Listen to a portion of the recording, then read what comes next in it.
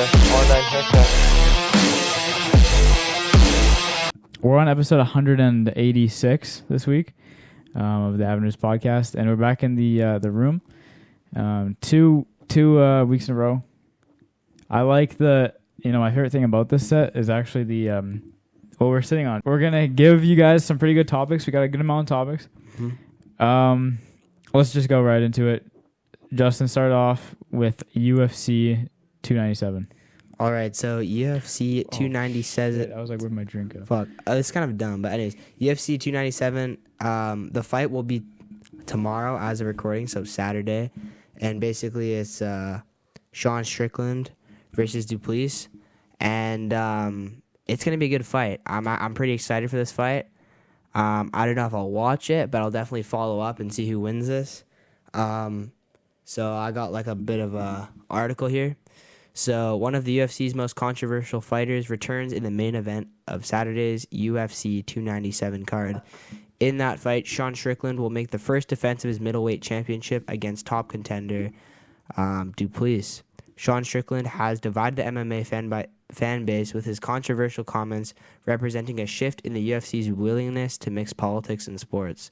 Strickland pulled off a huge upset over Israel Adesanya to win the title in a fight that only came about because Duplessis was unable to fight Adesanya when offered. In Duplessis, Strickland faces another man who rose to the top of the division with an upset over an elite fighter, having stopped Robert Whittaker in his most recent outing. So, yeah, this is going to be a good fight. I mean, they're both really good. I think Strickland has been, trending a lot recently.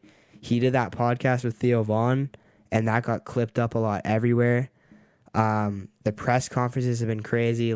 Duplessis was talking about his dad, and Sean Strickland, his background is not the best. He had, an abusive father and something, and it got, super, emotional, and these fighters, Sean Strickland got super pissed off, I guess, and he's basically, I don't know, yelling at him, and the press conference was crazy.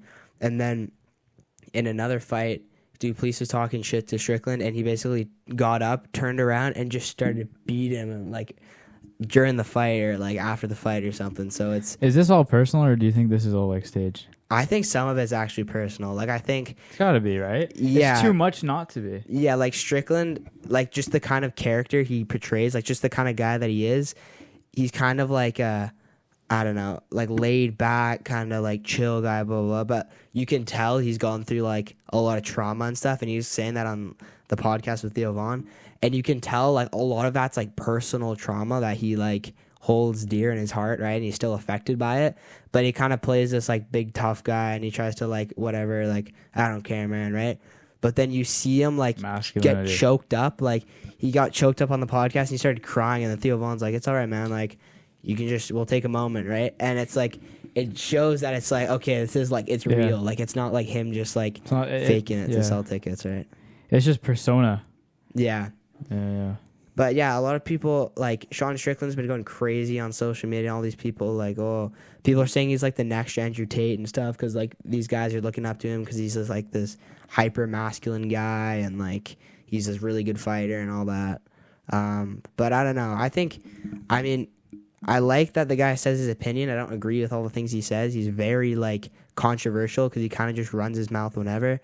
But yeah, I don't know. It's gonna be an interesting fight, and so yeah. Do you have any predictions for the fight?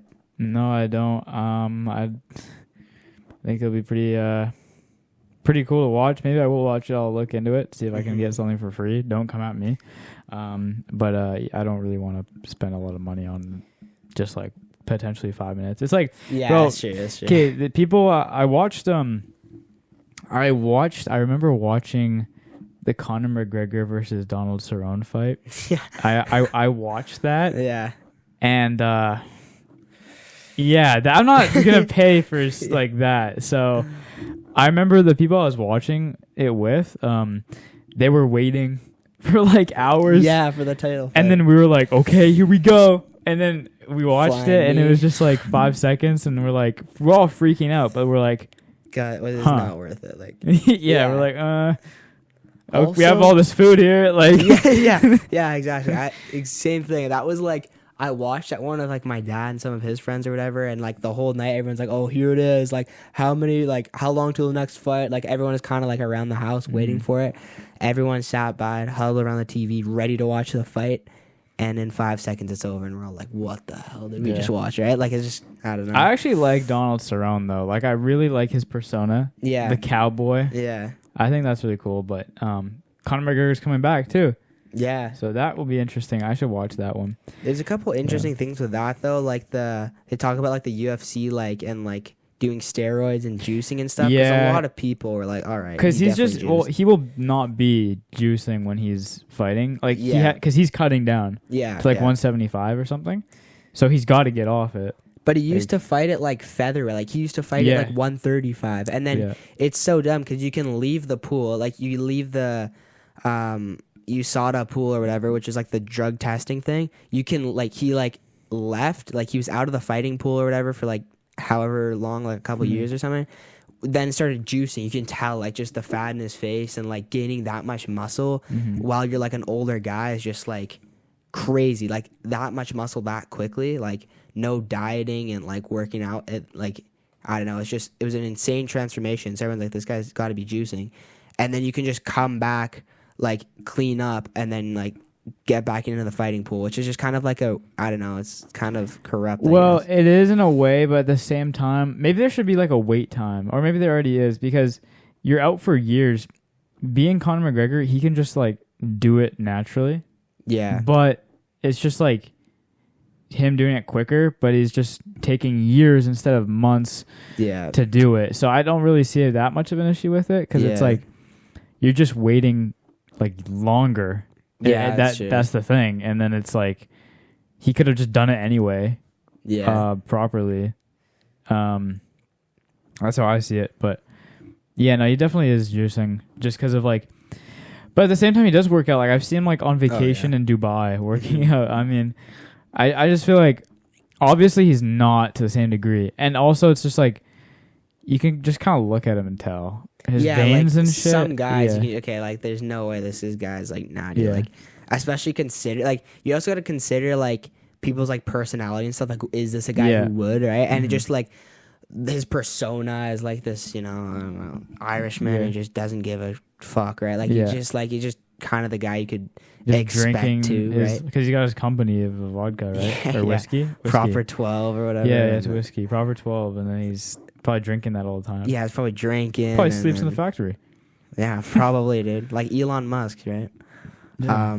But yeah, that's interesting too. I don't know. That's kind of like a weird thing with the UFC, that whole drug pool stuff. But like being able to change weight classes, pretty much. Like he went from like 135 to he's fighting at 175. That's like that's crazy to me. But yeah, this Sean Strickland fight should be pretty interesting, and I don't know. I think I'd put my money on Strickland just because I think he is a really good striker, and I think he's like really smart with how, like, I watched a bit of the Adesanya fight, and you can see him just like the whole time he's just jabbing, just waiting for him to make a move, and then he hits Izzy with like a big one, and he pretty much wins from there. So I think he's really like a really good fighter, and I think this should be a good fight. So those are kind of my predictions for that. All right.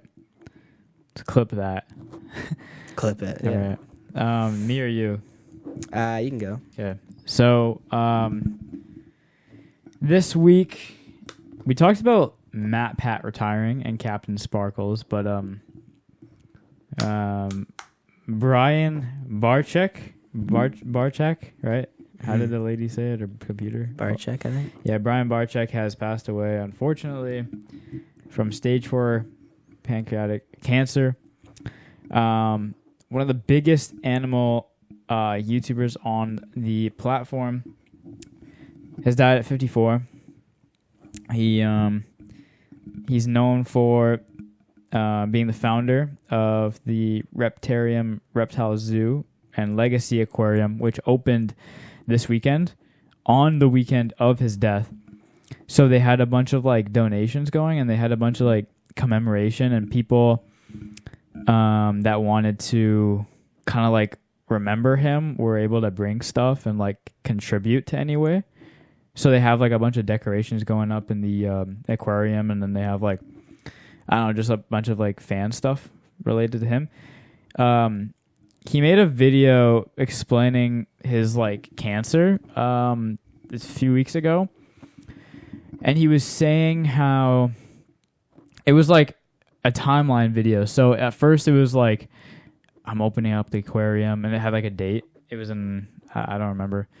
And then there's a second clip where you can kind of see that he looks a bit like unhealthy, and he like sounds like sad, and he's like, you know, guys, I'm gonna be dead in a few months, but you know, I have a few months to live. I'll be able to make it to the opening of the aquarium, and I'll get to meet all you guys and have a lot of fun with you guys and say hi, and we'll do it together. That'll kind of be my last hurrah. And you know, it'll be sad, but he's like getting really deep and like spiritual. He's like, you know, guys, like heaven's calling me. You know, I get to see all these people in my life that have died, and like all the pets that I've had, and I get this. And he's like naming off people, like, you know, my sister, my brother, like they're all waiting for me. And he's like getting really spiritual, and it was like, it's like freaky. Yeah. And then the third clip, it's like 3 days ago, and it's like looks old as hell. He sounds like he's dying. Like his voice sounds like shaky. I've had I can speak from personal experience, and this is like getting really deep and like personal, but when I hear him, I hear what I've experienced with people that have had cancer in my life, and it sounds the exact same. Yeah. They just sound like they're dying. And that's what he sounded like. He was recording that part of the video the night before he was going to the hospital for the last time. The doctors pretty much told him, we can't do anything more. You can do chemo for like a little bit, but that will only just gonna prolong, right? Like push it back. That will only make you survive a little longer. Yeah. So we'll do that in the hospital, and like however long you go, right? So pretty much saying he's not gonna leave. So he was just like, this is my last night here, and he was like in front of his bed, and bro, it's honestly like hard to talk about. Yeah. Just of how like sad it is, but yeah, he was just like, I love all you guys, and he was like crying a little bit, and he was just like, I can't, you know, I thought I'd be able to make it to the opening, but like I can't. And he's just saying like, I love all you guys, and like it's I'll be there in spirit, and I know you guys will enjoy it as much as I did creating it, and I will be with you guys, looking down on you guys, always supporting everyone, and I'll be around. I'll be able.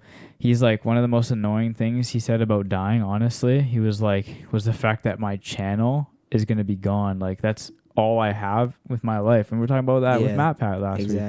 So he was like, I was like most annoyed to the fact that I leave it like not where I wanted to finish it. But he said, I've came to the realization that that's not true, because he was like, in heaven, I'll be watching it grow even more. Like, I'm not gonna like let it go fully. He's like, my son will take over it, and he has been taking over the channel, and he's like, I'll just watch him put it in like the best place possible. And he's like, I have trust in him, and like I know my son will do a better job than I did, and I already set the foundation. He'll just like continue it. And he's like, yeah, I'll just be watching him grow from heaven, and you'll put a smile on my face or whatever. And it's really sad, and it was actually really freaky. Like, it's like, because honestly, death scares me, but the fact that like the way he's talking about afterlife and like all this shit, like you're watching him knowing he's gonna die any second, because the video was posted as he's in his deathbed. That's freaky to me, and like it's honestly really sad. But I think that he handled it really like positively. Yeah. But at the same time, it's like, you kind of know, it's not like you wake up one day and you're like, I'm gonna die today. Like, he had months to know that he's, you know, his time's running up. Like, so obviously he had time to like, you know, hash things out mentally, and I think he was pretty strong mentally from what it seemed like. And he was just like, he just said, yeah, this is goodbye. And he said goodbye. And he's like, by the time you see this, I'm gonna die anytime soon. And like I watched a few days after his release. I didn't watch it right away, and so I searched it up, and he was still alive. And so I was like, oh, well, any minute he can die now, right? He could die. He could be dead right now as I'm like thinking about this. So Yeah. But then he died. He actually didn't last. Like he lasted a good amount of time in his deathbed. He died on Sunday, so he lasted close to a week. But I mean, I guess he finally was able to rest, and he was like, I'm done. And a lot of cancer people, like, when they're like at the end of their road of cancer and they're gonna die and they know they're gonna die, most of the time, I feel like, at least from my experience of like with family and people I know, they're ready to die because they're just like giving up. Not in the sense of like giving up, like, oh, I'm defeated, I give up. Like, it's like I don't want to be here anymore. Yeah, let me die so I don't have to deal with this shit and like suffer with it, and like also just like sitting there waiting to die, right? Like it's just you're almost at like you're kind of over, right? Like right? So that was it with him, and he's unfortunately dead now. And they had a ceremony for him, like a service, and they put on his YouTube community page inviting people to come. They put the address and said, cool, you can come if you want. And they didn't have any problems, I don't think, or maybe it hasn't happened yet. I'm not sure. Let me check. But for me, the first thing that comes up to my mind is like, yo, that's dangerous. Because like, what if you had a big hater? And the guy like destroys the place? That would really suck. Yeah. And so I would hate for that to happen. But you got to be messed up in the head to like go disrupt some guy's funeral, right? Like that's like it's messed. But yeah, so it said it already happened. They said the event will be held on Wednesday, January 17th, 2024 at Heritage Church located at 44625 Schoner Road, Sterling Heights, Michigan 48313 from 1 to 3 p.m. Family encourage you to show your support.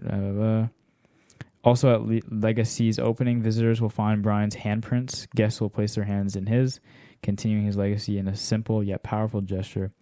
Please continue to follow this page for updates. Brian, we'll see you in the next one. Everyone else, see you at Legacy.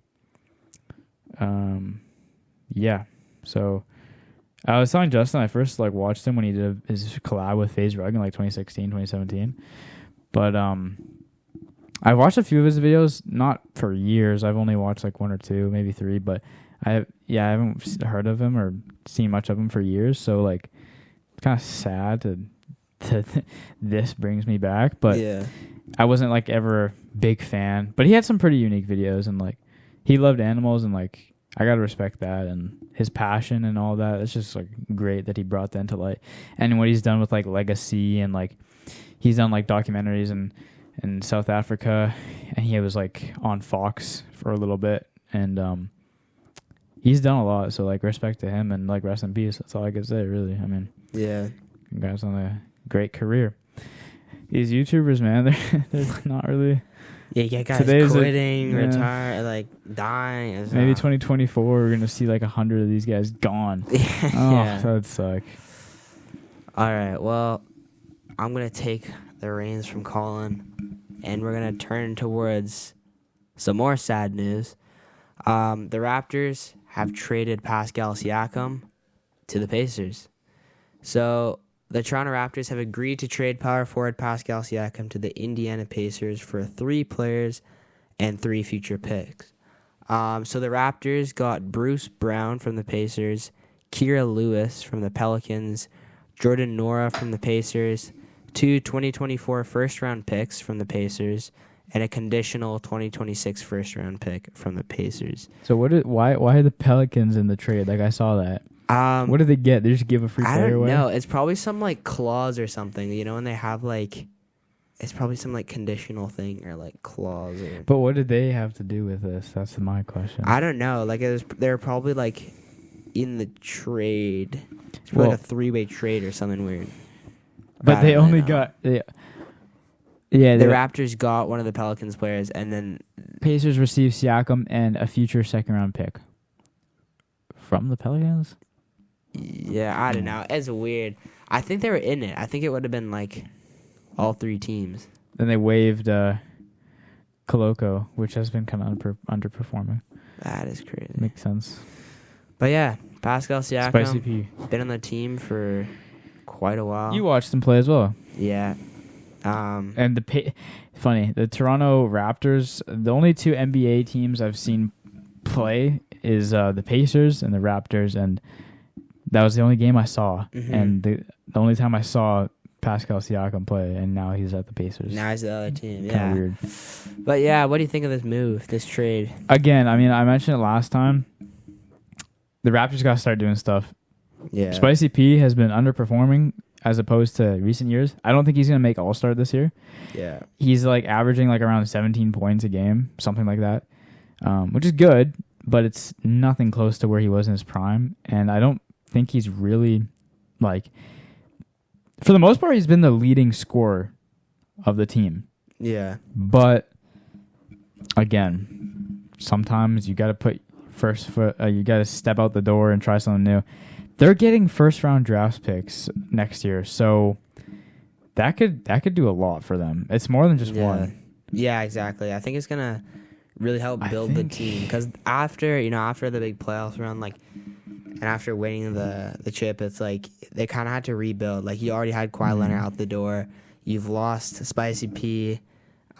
You've lost Van Vliet. You've lost Lowry. Like, you've lost a lot. Like, the only guy left from that original run is Boucher, right? Yeah, which like ESPN was completely wrong about. Yeah. Sportsnet and all those guys. Saying Siakam was like the last. He was like the whole things. But yeah. Or maybe they said it was like starting. Yeah, that might make more sense. But yeah, regardless, it's like pretty much the whole core of that run is like gone.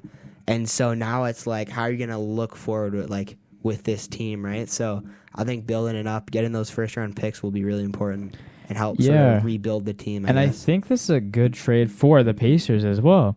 Yeah. Because maybe this is him like resetting and getting his career back to where it once was. Yeah. Indiana's got no star players.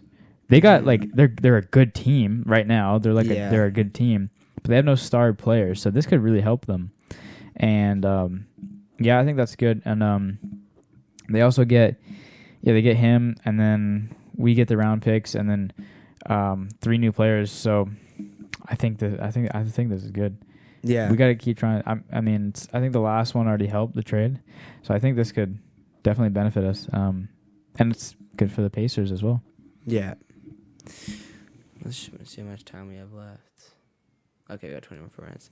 All right, I'm going to switch over to my next topic, which is the Hockey Day in Canada. So Scotiabank is a sponsor for the Hockey Day in Canada, and basically Hockey Day in Canada will be held on Saturday, which is tomorrow, again, same day as the UFC 297 card. And basically it's held in Victoria, British Columbia. So, and basically there'll be like a bunch of different events going on. And then also, so there'll be all the events happening in Victoria, and then also the panel, like usually the guys on Hockey Night in Canada will be going over the games and commentating from there. So it's basically, Ron McLean hosts a live 12.5-hour marathon broadcasting featuring all 7 Canadian NHL teams. I'm looking forward to this. I think it will be pretty interesting. So it starts with the PWHL, which is the women's new hockey league. So New York and Boston, that starts off the day.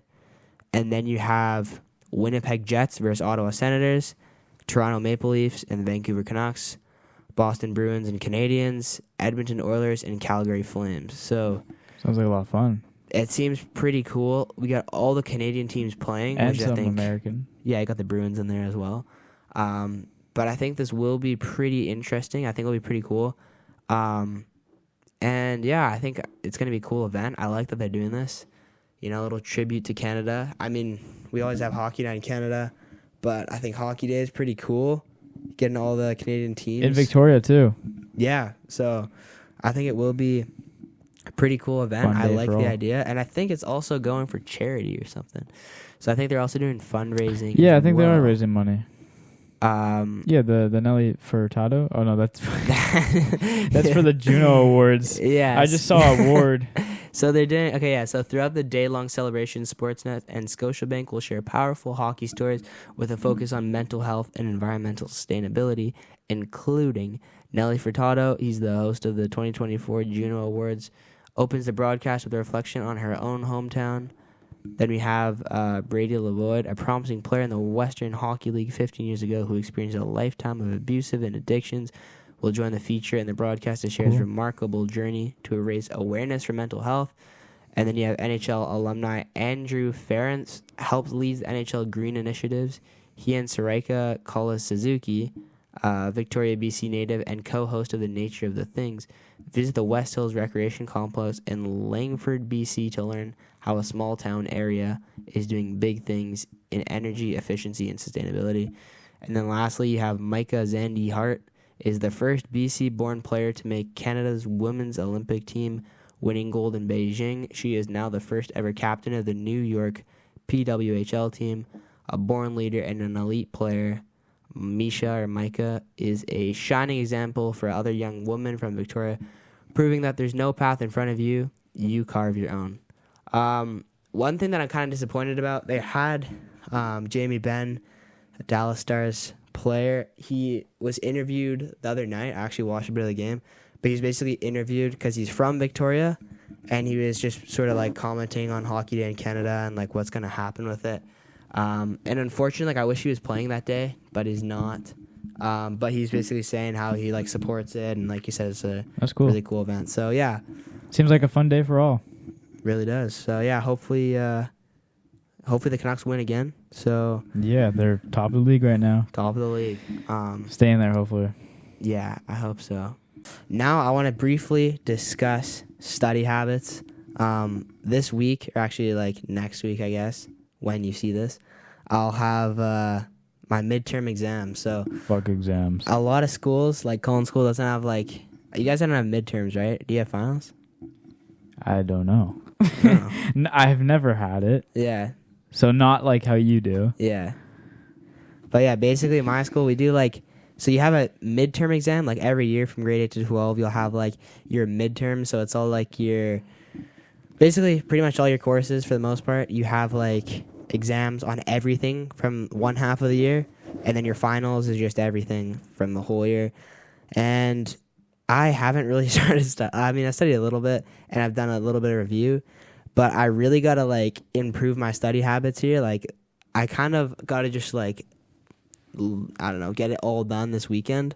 So yeah, I kind of want to briefly talk about like study habits and stuff, because I feel like mine are like sometimes good and sometimes they're just awful. Like I think what I usually do is like I'll go to the library. Like I feel like I'm more productive there, so I go to like a place where there's other people like studying and getting work done, because I feel like more productive. That makes sense. And then I usually do like the timer method or whatever. Like I'll put in like, I'll time it for like an hour or 2 hours or whatever, and then like do as much work until the timer runs out. And then like if I'm still working on something as the time runs out, I'll like finish it, stop, put like a 10-minute, like depending on how long my like actual study session is, I'll like take a 10-minute break, come back, and then study again. But I know there's like all these, like a lot of people use a bunch of different study like habits and techniques and stuff, but like I feel like that kind of works for me. And then yeah, I just do like, I don't know, I'll do like notes and stuff, like some pretty basic stuff, and read over it. But I don't know, I just want to see like, what do you do when you're studying for tests and stuff like that? I basically just like, I go with the flow. So like I'll do anything that is, I mean, it depends on what I'm studying. If it's for like if it's like I gotta memorize these things, then I'll just like work through it and work on definitions. Yeah. It's so hard to say. Like it just varies depending on what it is. But I think if it's like, I don't know, if it's on like math, all you can do is really practice it, I guess. Yeah, that's true. That's true.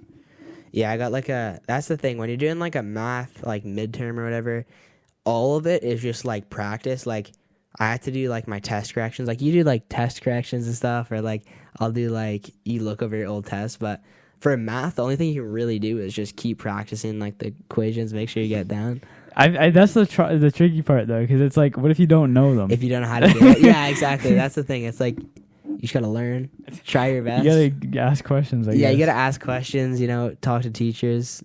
Maybe get a tutor or something. But yeah, I'm just gotta lock in here for these exams. But yeah, after that, then I also have my freaking university applications due on the 31st. So I'm really just got like so much shit to do. So I don't know, super busy this week, but hopefully I get them all done.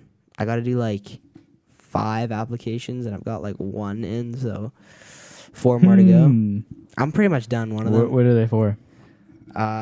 Should I say what I'm applying to? Like what schools? Yeah, probably not. Like, dox myself. Well, actually, because you're not gonna get into like all of them except for one. That's true. Well, yeah, you would not go to one. And even if it's like only go to one. Yeah, and they're like pretty big campuses. So what is it? I'm applying for business for like it's different for all schools. There's like some have a business school, others don't. But I'm applying at SFU. I'm applying to BCIT. I'm applying to Western, and then I'm doing what else am I doing? I'm not doing EBC.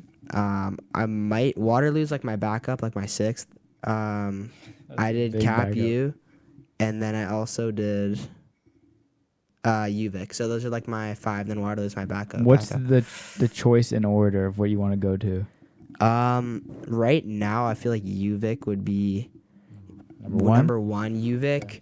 I don't really know. It's just like, to be honest, wherever I get in, I think UVic's kind of cool because like, I don't know. I kind of want to like. I'm still debating if I want to stay like local or like. Well, yeah, Victoria. Right? Like, you get free residence for 1 year, then you gotta pay on your own. Yeah, and then that's also the other thing, like res, and then also like food, and like transport. Like that's the thing. I don't know. I feel like it could be good for me, but then also like, I don't know. There's also bad things with that. Is like, you're pretty much living on your own. You got to do everything yourself, and like. I don't know, but then at the same time, it's like it's good because you have to learn how to be like it's independent experience, and shit and all that. But yeah, it's just expensive, so I don't know. What's choice number 2? Number 2, honestly, I feel like SFU. A lot of my friends are like, don't go to SFU, don't go to SFU, because it's like SFU's got like a really bad like community, like it's really like a commuter school, and there's no like residents really. So it's all just like robots. It's more local, and I think it's ranked as like one of the most depressing schools in Canada. Is, yeah. Because the campus is all just like people say it's a jail. Campus. Yeah, it's like a just concrete it's just concrete buildings. I think some of it looks nice, to be honest. Yeah, like it looks kind of like, if you've seen the aerial shots of SFU, there's like But University of Victoria looks really good too. Though. Yeah, UVic is. I think it's just the camera, sunny day. Boom, yeah, you got it. Better campus, I think, and like better like community life in that sense. But I don't know. I don't really know. I feel like Western's also a thing. Like, but I don't really want to live in Ontario, so that's I don't know. So what's the point of applying there? It's just like, if I get in, I'll consider it, right? Like, I really like kind of how my parents were saying is like, just apply wherever you get in, you can consider from there. But it's money. But like, costs you though. Like, why would you pay if you're not gonna go to apply? If you're applying and then because you pay to apply, yeah, and then but if you're going into the application like, well, I'm not gonna go here. Well, not saying no. I could go there. Like, I might go there, but it's like. From my options, it's on the table, but that's only if you don't get. Like, if I get in and it's like, okay, I like, but then you got this 2 program's other good, right? Yeah, like, if I get into other schools, I'll probably pick it before that. Okay. Like, it's just like, I don't know. It's just like something to consider, right? Like, it's like throwing it out there. Mm-hmm. But yeah, that's the other thing. I don't know if I want to live in Ontario. Like, I could get out. Like, obviously, I could, like, okay, if I get in, like, I'd get over it, kind of. But I don't know if that's like. Yeah. I don't know. I just feel that's like wishful thinking, though. Yeah, exactly. Like, who knows? The guy that we were just calling wants to go there. Oh, yeah? It's in the same city as him. Yeah. I mean, that makes sense if you're staying there. And I feel like they have some pretty good schools there, but yeah. Dude, there's fucking like, I swear it's like Western's Western University is like the fucking, I don't know how to say it, but like it's just like party central Yeah, pretty much. Yeah. of just like fucking kids, like just Yeah. trying to fucking fuck around. Yeah. Yeah, that's the other thing with Western. Like that a lot of my friends is actually so dumb. They're like, dude, I just want to go to Western so I can go to the parties and stuff. I'm like, bro, like What? that's not a good reason to pick. I mean, obviously, like the community aspect, like whatever, sure. That definitely like, has a that's got a involvement. factor, but like, I mean, I don't know. It's like you'll be going there for the next 4 years, and you're picking it because it's like, oh, it's a good party school every Friday like, night. Yeah, You're exactly. getting wasted Yeah. when you should be studying for the next exam. Yeah. Another thing is like, if you go to like Western, if I go to Western or UVic or any of those schools, like, and I have to live on campus with like a random motherfucker, like, it's a 50-50. Like, I told you about don't the really know dorm usually. prank from Yeah, August prank. yeah. Imagine that happens to you. That's the thing. Like, you don't really know who you're like dorming with. Like my cousin, he goes to UBC and he lived on res for the first year, and he said the guy that was like his like dorm mate or whatever was just kind of like weird, and he like they were like chill, but he said it was just kind of like awkward, and they just like didn't really talk to each other, and That would he said it suck. was just kind of strange. Like he said it was kind of uncomfortable, I bet it would be. right? And then he If it said, was like a friend, that's sick. yeah, if it's your buddy and If you're it's like it's chill, like it's like- literally living with a stranger. yeah, pretty much. I So- mean, yeah. right? What would you do if you were in the like? Okay, I explained him prank on Owner's Pranks where it's like this guy got a prank call because he had a situation with like he booked out his like apartment for 2 years, and he left after the first like semester. Like after the first year was done, he went home and he came back for the second year for what he paid for, and his apartment was like taken when he already paid for it, and so Yeah. it was like a whole shenanigan. Like, what would you do if you're that guy? And the finders keepers and like you early paid bird for residence, and you're talking Yeah. to someone, they're like, early bird gets the worm, and I like would all this be shit. so pissed because it's like you got the next like the school you're starting or the next semester. You're all ready. You got all your stuff. Especially if you don't live there. Like for me, if I was going, like if you're gonna Going live back, on res or yeah. like dorm, like you don't live close enough to like Mm-hmm. commute really. So you're living like you're in a random place, like far from your house, from your home, like where you actually live, right? Finders Like keepers. you're pretty much screwed. Like if someone said to me, I'm like, you're screwed. You're actually screwed because it's like where I'm gonna go, where I'm gonna stay. Well, like you could stay with the guy. Like you're staying with the guy, but you booked it, you paid for it. You paid like, for but it they yourself. fucked it up. Yeah, and then he just what is he steals the bed and you sleep on the couch. Like what goes on here, right? So like I don't know. I'd be so pissed off if Early that bird happened. gets the worm. And kind of like how the hell did this guy just like steal Yeah. my dorm, right? He But- was there an hour before you got there. Yeah, like what the hell? Like how does that have to do anything with it? That's like- and you can see the guy gets so pissed. He's like, dude, I freaking paid for this. He's like, like there's usually like waiting lists and stuff too for like dorms. Mhm. Like you have to. He's like, I was on the waiting list 6 months in advance for this shit, and you just come in and But like, you watched it? I've seen some of it. Oh, okay. But yeah, he's like, I'm like, oh my god, I'd be pissed if that happened to me. But Same. yeah, Understatement. yeah, exactly. Yeah. So is that all for today? Yeah, that pretty much concludes it, I think. Pretty good ending. All right, we're gonna end it there. Thank you so much for watching, and we'll see you guys next episode.